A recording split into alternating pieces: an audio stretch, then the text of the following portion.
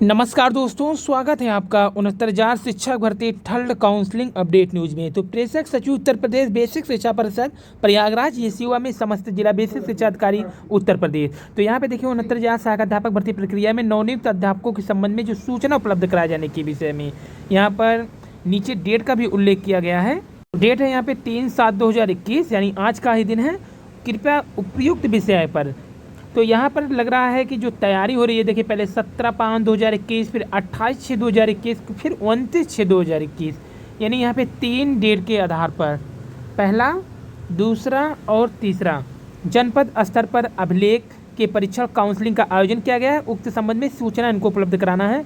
तो यहाँ चतुर्थ काउंसलिंग की सीट के लिए लग रहा तैयारी हो रही है, क्योंकि यहाँ पे देखिए क्रम संख्या, फिर यहाँ पर जनपद का नाम, जनपद हेतु चयनित अभ्यर्थियों की संख्या, काउंसलिंग में उपस्थित अभ्यर्थियों की संख्या, काउंसलिंग में अनुपस्थित अभ्यर्थियों की संख्या, अर्हता पाए गए अभ्यर्थियों की संख्या, अनर्ह पाए गए अभ्यर्थियों की संख्या, निरस्त किए गए प्रकरण की संख्या, अभिलेखी विसंगति के कारण लंबित किए गए प्रकरण की संख्या, कॉलम 4 से 9 तक के अंकित विवरण का योग 3 के बराबर होना चाहिए। यानी फिर यहाँ पे जनपद का नाम, रजिस्ट्रेशन, काउंसलिंग में उपस्थित अभ्यर्थियों के नाम, चयनित, निरस्त, फिर निरस्त करने का कारण अभियुक्त, क्योंकि थर्ड काउंसलिंग में भी बहुत से लोगों का निरस्त हुआ है।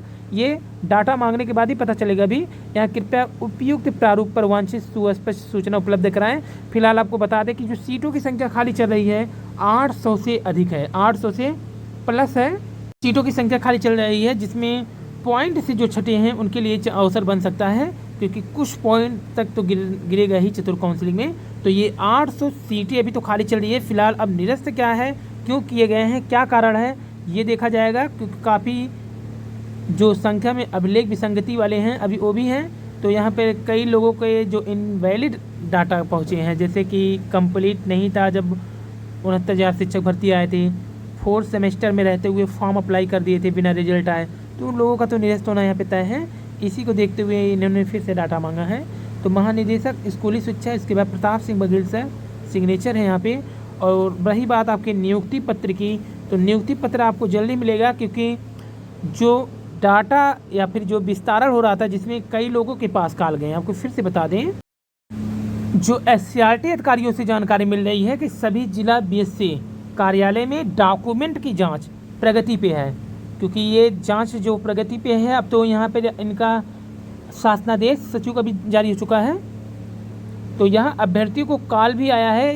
ये भी बता दें कि कई लोगों को कॉल भी आया है, यानी कि उधर से फ़ोन करके ये पूछा गया है कि आपकी इस डॉक्यूमेंट में जो कमी है इसका आप अभिलेख पूरा करें, या फिर जिनकी इनवैलिड उनके बारे में किसी भी समस्या पर, चाहे वो आप डॉक्यूमेंट कम लगाए हो इसके लिए आएगा, या कोई गलतियाँ की होंगी तो उसके लिए कार आएगा। जरूरी नहीं है कि हर डिस्ट्रिक्ट वाले करें, क्योंकि कई डिस्ट्रिक्ट थोड़ा लचीला रुख अपनाते हैं, कई डिस्ट्रिक्ट काफ़ी सख्त रुख।